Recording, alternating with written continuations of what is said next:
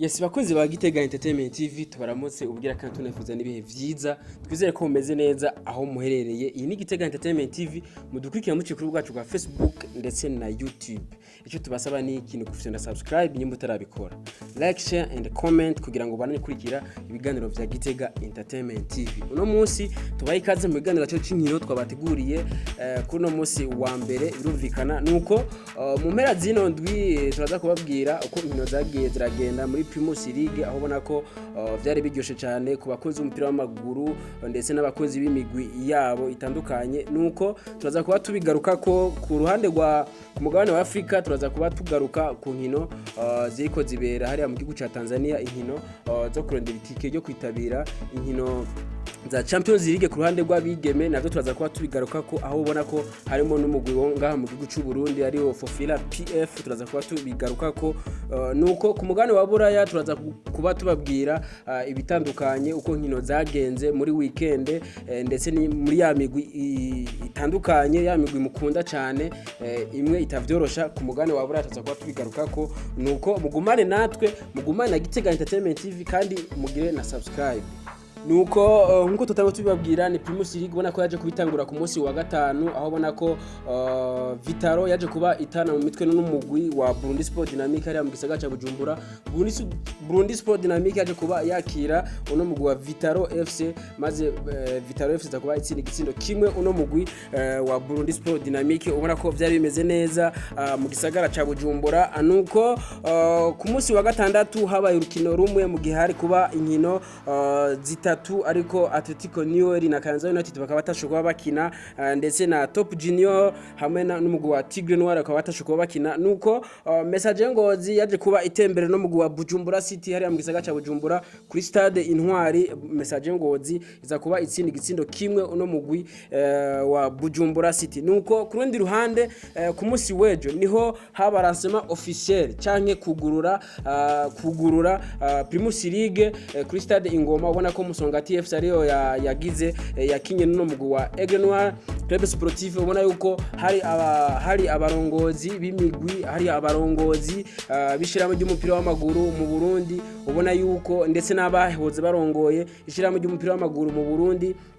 twovuga nka Alexandre Muyenge arongoye ishirahamwe ry'umupira w'amaguru mu Burundi ndetse na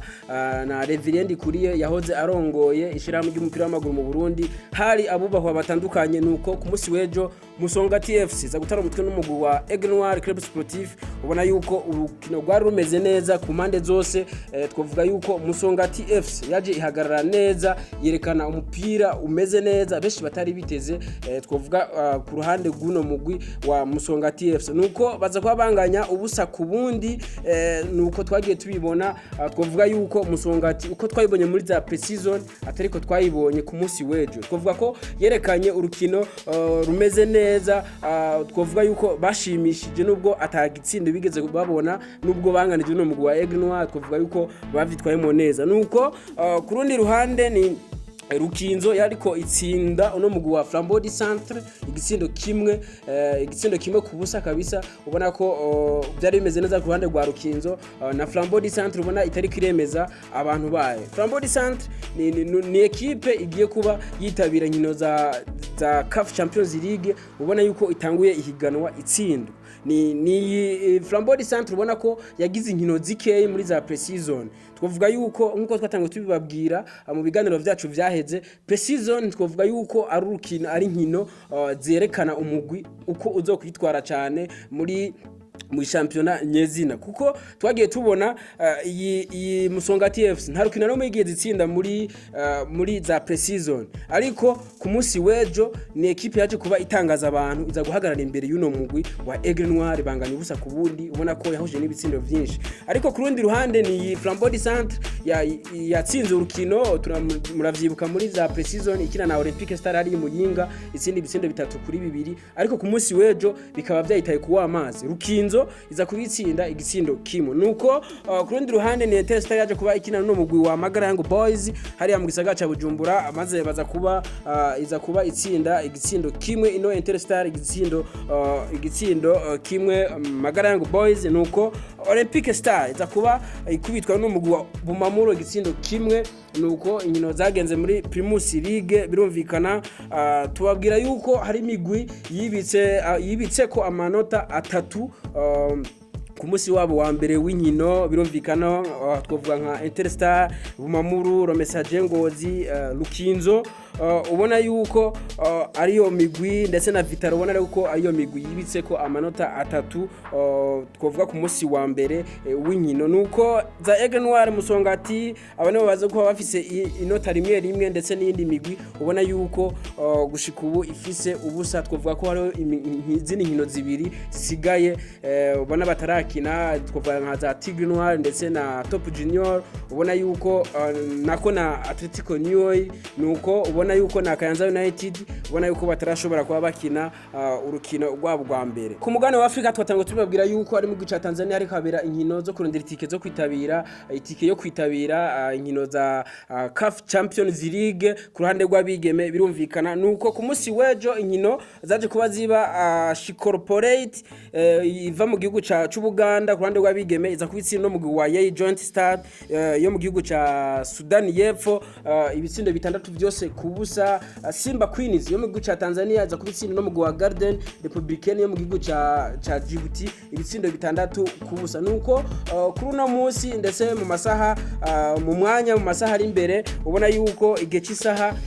9 ku masaha yo ngaho iwacu ubona yuko nkino za kubandanya iyo bita Commercial Bank iza kuba ikina no mugwi wa Ethiopian iza kuba ikina no mugwi wa Warriors Queens yamuka mu gihugu ca Zanzibar igihe cy'isaha 10 z'umuhinga mu birumvikana Fufira PF yamuka ngaha mu gihugu cy'u Burundi kurande rw'abigeme mu mugwi murawuzi cyane ubona yuko baza gutana umutwe no mugwi wa AC Kigali kuva mu gihugu cy'u Rwanda nuko bimeze muri CAF Women's Champions League mu ntumbero yo kurondera itike yo kwitabira izo nkino muri kano karere nuko ku mugane wa Bulaya ko tutago tubabwira haba inkino mu mpera zino ndwi inkino ubona ko ku munsi wa gatanu ndetse no ku munsi wa gatandatu ndetse no ku munsi wejo inkino zarabandanije twavuga ku munsi wa gatanu Borussia Dortmund itsinda umugwi wa Freiburg ibitsindo bitatu kuri kimwe mu gihugu ca Espagne Atletico ubona yuko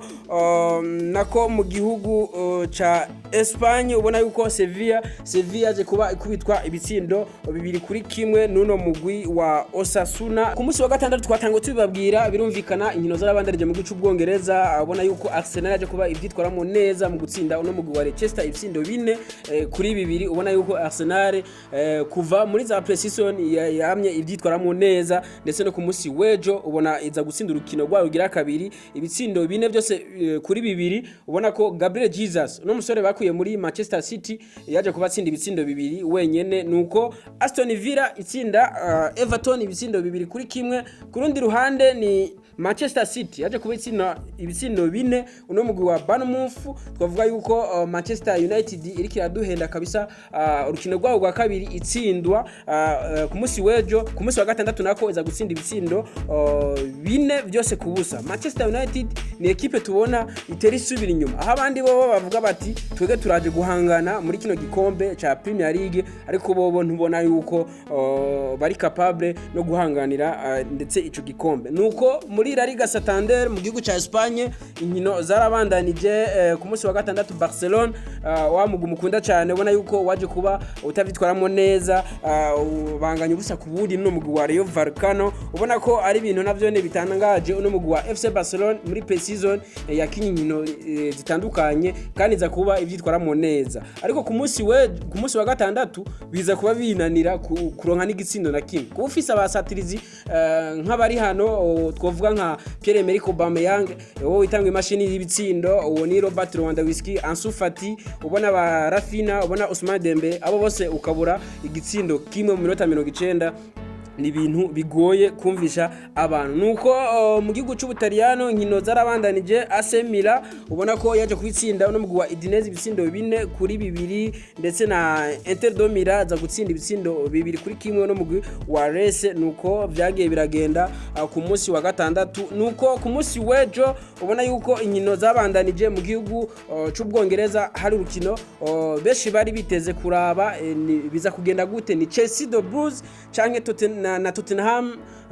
baje kuba bakina ku munsi wejo. Ubona ko rwa rukino ruteye igomwe, urukino rwari mu buhinga, urukino rwabonetsemwo ibitangaza vyinshi, aho ubona ko uno mu bano bamenyereza babiri Thomas Tuchel ndetse na Antonio Conte ubona yuko baje kuba